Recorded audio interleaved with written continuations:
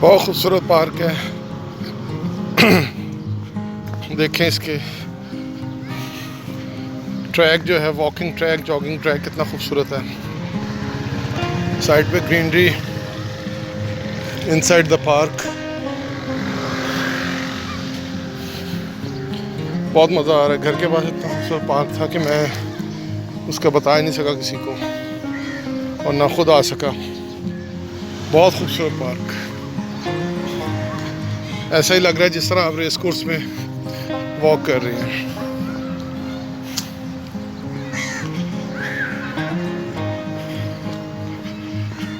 रमज़ान के दिनों में शाम के वक्त इतना अच्छा मौसम होता है कि आप सिर्फ अपनी ज़ात के लिए 1 घंटा निकाल लें तो बहुत इसके देर पा असरात होते हैं।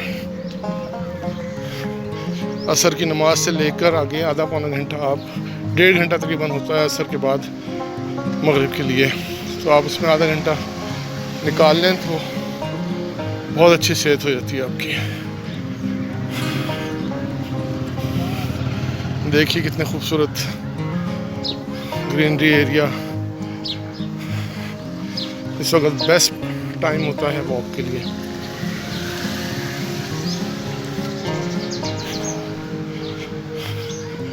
ना कोई रश है इस वक्त, तकरीबन पूरा पार्क खाली है। चंद ही फैमिलीज आई हुई हैं।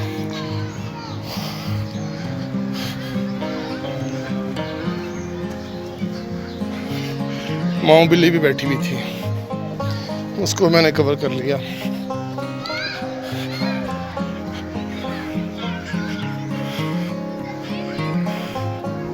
हाँ, एक बात और मैंने आपसे कहनी है कि आजकल जिस तरह मैं वो लेक्चर ले रहा हूँ, इंशाअल्लाह जल्द ही अपलोड करूँगा। उसमें भी मैंने एक बात बहुत नोट की है, जो मेरा, क्योंकि जो मेरा प्रोफेशन है मैं उसके मुताल्लिक ही बात करूँगा, कि हमें जो है ना वो पढ़ाई किताबों से इल्म तो हासिल करना है, लेकिन ज़्यादातर स्टूडेंट्स को जो तालीम देनी है वो हमने देनी है, उनकी तरबियत करनी है, उनका करैक्टर बनाना है। मैं बार बार इसी बात पे ये ज़ोर देता रहता हूँ कि करैक्टर बिल्डिंग मेन चीज़ है। अदब इंसान को कहाँ से कहाँ ले जाता है, उसे तालीम सीखने का भी बता देता है कि तालीम आपने सीखनी किस तरह है। कितना खूबसूरत पौधा, देखिए ज़रा। ये हमारी एंट्री थी। तकरीबन अबाउट 1 किलोमीटर का ये राउंड है। कितना खूबसूरत है यार। तो मैं बात कर रहा था कि तरबियत बहुत ज़्यादा ज़रूरी है, और तरबियत ना होगी तो कोई भी इंसान अच्छा इंसान नहीं बन सकता। उसको सलीका नहीं आ पाएगा, वो टाइम टेबल नहीं सेट कर पाएगा, वो अपनी रूटीन को नहीं ठीक कर पाएगा,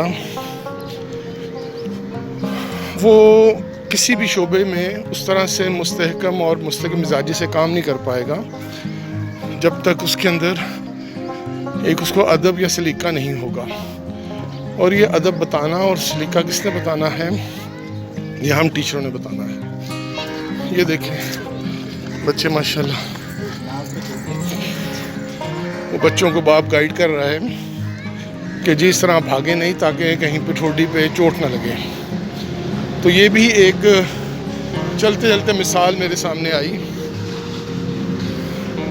कि आप जो है ना बच्चों को हर वक्त जो है वो सलीका सिखाएं। सलीका सिखाने का मकसद कि ज़िंदगी में वो कामयाब हो जाए।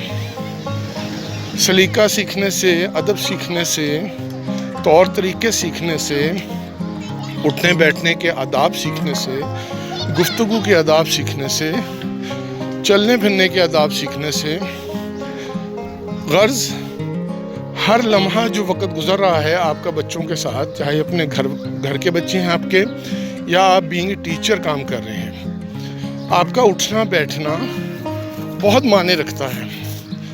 आप ख़ुद से अपने ऊपर जब अमल करेंगे ना, अगर बचपन से नहीं भी आदत तो कोशिश कीजिए, अगर इस प्रोफेशन में आ चुके हैं तो इस प्रोफेशन में की रिक्वायरमेंट्स बहुत हैं सर और मैडम्स, मेरी बात गौर से सुनिएगा कि इस शोबे की रिक्वायरमेंट्स सारे डिपार्टमेंट से ज़्यादा है, इवन डॉक्टर, इंजीनियर उनसे भी ज़्यादा है।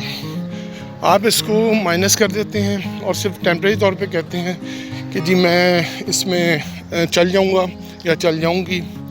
ये मुश्किल है। इस बच्चे को या किसी को भी आप अगर अच्छे तरीके से सलीका सिखाएंगे तो इस बच्चे में और इस बच्चे में बहुत फ़र्क है। ये भी एक अच्छा बच्चा बन सकता है अगर इसको अदब अदाब होंगे।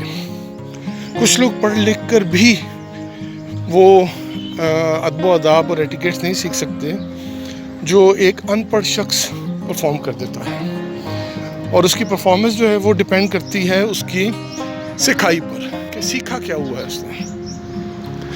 सीखना बहुत ज़रूरी है। एक लम्हे भी इन छोटे पौधों को अगर अच्छा माहौल नहीं मिलेगा तो ये ग्रो नहीं कर पाएंगे। इसी तरह के पौधे आपको रोड्स के किनारे पर भी मिलते हैं और उनमें बहुत ज़्यादा वो ग्रोथ नहीं होती, सालों साल गुजर जाते हैं, उनकी हाइट ही नहीं बन पाती क्योंकि उनको माहौल नहीं मिला होता। हालांकि हवा दी जा रही है, हवा मिल रही है, रोशनी मिल रही है, पानी मिल रहा है, लेकिन क्या है कि उसको वो इन्वायरमेंट और वो जो माहौल बाहर से डस्ट जो माहौल मिल रहा है जो उसकी जहनी और उसकी जिस्मानी ताकत को जो कमज़ोर कर रहा है वो उसके लिए ठीक नहीं है। अगर वो उसके लिए ठीक हो जाए तो वो फिर उसके बहुत ज़्यादा फैसला कर उसके लिए आसान हो जाता है, उसकी ग्रोथ बढ़ जाती है। तो ग्रोथ को बढ़ाने के लिए सिर्फ कद काट का बढ़ जाना बेहतर नहीं होता। अब ये बच्चे पार्क में क्यों आए हैं? इनके वालिदैन ने इनको यहाँ पे कुछ बताया है तो ये आए हैं ना कि ताज़ा हवा क्या होती है, एक्सरसाइज क्या होती है, इसके बेनिफिट्स क्या होते हैं। लोग पार्क्स में इसी वजह से आते हैं कि उनको बेनिफिट्स हासिल हो, उनकी सेहत दुरुस्त हो।